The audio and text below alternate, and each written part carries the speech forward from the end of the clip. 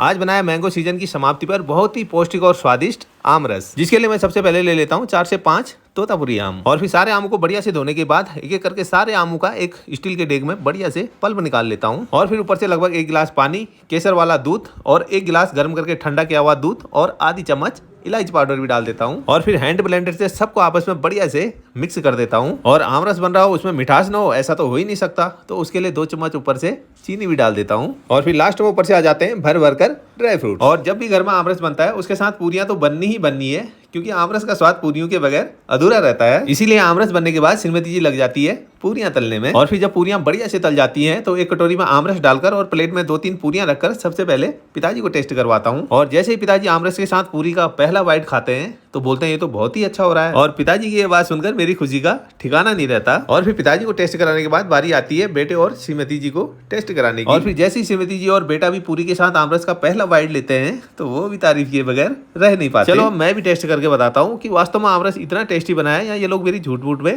तारीफ कर रहे हैं। वास्तव में काफी टेस्टी और लाजवाब बना है। वाह, आम का सीजन जाते जाते सबके दिलों में प्यारी सी एक मिठास घोल गया। राधे राधे।